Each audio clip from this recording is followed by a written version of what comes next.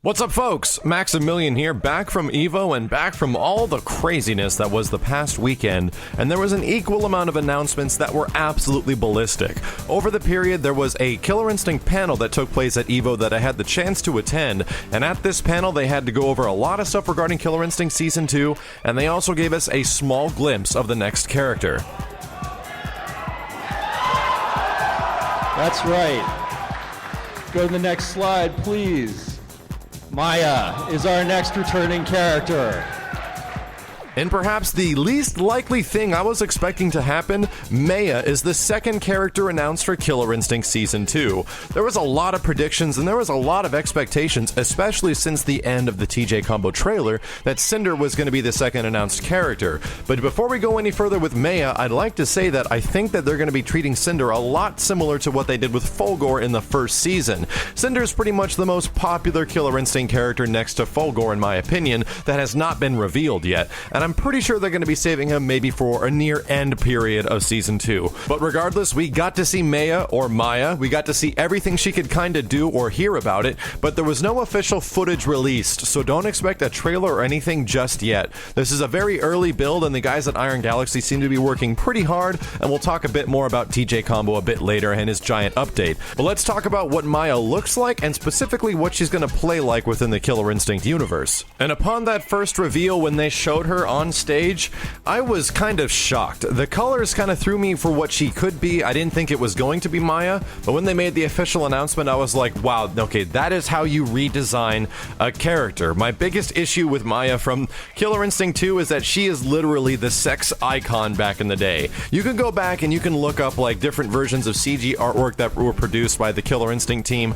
way back then, and there are some lewd as hell, like almost Playboy-esque looking pictures that they were making for the character. It was kind of blatantly obvious that Orchid and Maya were gonna be the sex symbols that were gonna sell Killer Instinct 2, although Killer Instinct 2 never really did so hot. I think it's perfect that they went with a complete redesign. Like, almost the only thing that is similar is practically the colors that she's wearing. There's no more of that ridiculous, like, cheetah uniform that she had before. Now she's like a fully fleshed out character. She still has the daggers. She still has a lot of the redeeming features, and I'm kind of glad they gave her skin some color. I don't mean to be like that at all. I just mean that from where the character is from, it would make a lot more sense if she looked like where she was coming from. And supposedly she is. I believe the character's Latin in origin and also Incan, so there's a lot of different, different things that they can pull, like, contextually from that, and what she can do with her moves, and kind of how she treats the game in a playstyle fashion.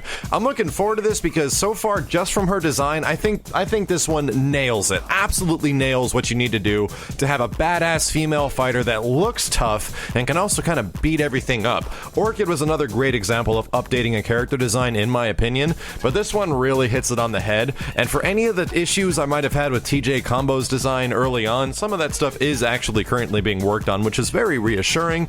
Maya totally hits it. I'm just ridiculously excited with how she looks and the stuff that's going on and the things that we can pull from her design. She does have this interesting scar going down her leg. They didn't go over that stuff too much. I'm sure we're going to get a lot of information regarding it very soon, but the big ones are her two daggers. She has literally an evil dagger and a good dagger, and when they were describing them, these daggers act very specific as far as gameplay. Maya's going to be somewhat of a projectile character that can use the daggers, and they kind of act like boomerangs where they can return back to her. And the more successful strikes you have with these attacks or these boomerangs, they literally come back, she can grab them on the return, and they level up if they land successful strikes, which sounds absolutely crazy. She's going to be able to throw and recapture. You can actually lose one of the daggers they hit the ground, and you're completely nerfed at that point. You actually lose an entire move set for some much less useful moves. So it's really interesting how she's going to play it. From what they were saying, when you throw daggers, she can recapture them at any point. If you have specific combos for her, she seems like she can be absolutely amazing, just from the descriptions of what they were talking about. But this seems like a super difficult character design, just kind of how she's going to play in the game with throwing daggers, grabbing them, having them level up, doing new moves as a result of them. And if you lose that dagger, for example, I think she actually gets the kick move instead. Say, for example, like your light attack was one of the daggers. If you actually throw that dagger, the light attack gets replaced with a kick because you literally lost the ability to use that arm, the move that has the dagger in it. So it's kind of crazy. They were also saying once she has daggers and they get leveled up, you get new different abilities and moves and better acting normals. So normals will probably have frame advantage, as well as potential unblockables. Now, when people start talking about unblockables in fighting games, you get a little worried. You're like, I don't know. But Glacius has a normal unblockable special move, and he isn't broken at all. That unblockable might have had really good setups that you can get into, but it's fully escapable. Like, you can get out of it, and it's very easy to read when you need to jump.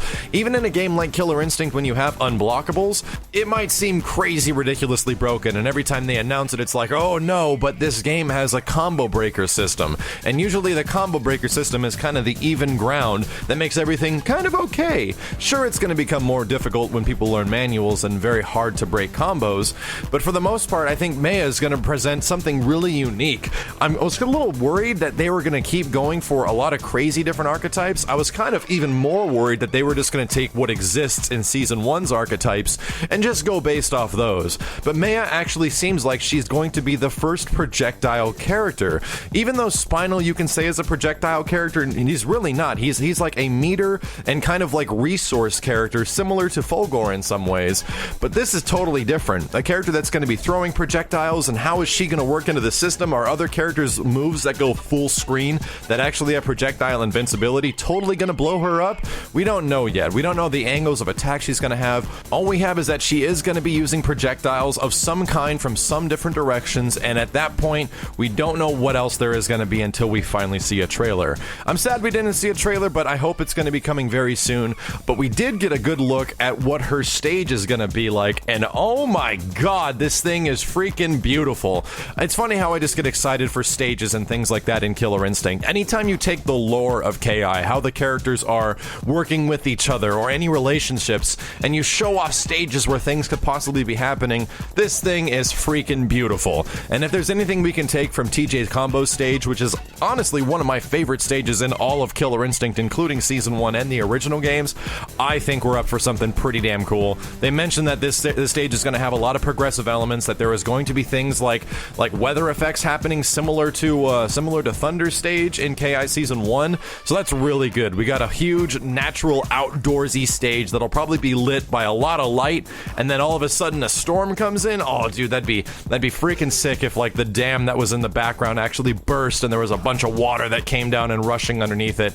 It's a very good take on some of the original stages that were in Killer Instinct 2 that had a lot of bridges and stuff like that, so I'm very excited. If there was any worry about the art side of KI, these guys that are doing the concept designs and the stage designs have it down. This stuff looks freaking cool, and I can't wait to see what they do with some of the more fantastical characters like Cinder and Riptor and stuff like that. Characters that kind of can push your imagination. But even so, I think they're really hard to design because characters like Cinder and Riptor are rooted and people love them because they're simple. They're simple designs. Usually the most simple of designs are the ones that resonate the most within a lot of fighting games, and Cinder and Riptor are perfect examples of very simple designs done effectively back in the day, and how they can update that effective, simple design.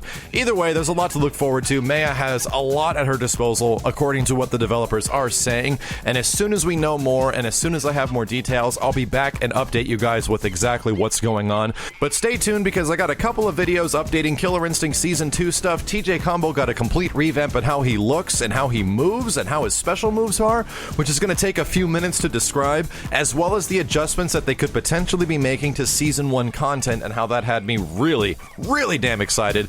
And I'll be back as soon as I possibly can, dudes, but leave a comment below what you think of Maya and how she looks and her stage so far for Killer Instinct Season 2. Thank you very much for watching. Consider subscribing if you guys enjoyed the video, and I'll see you next time.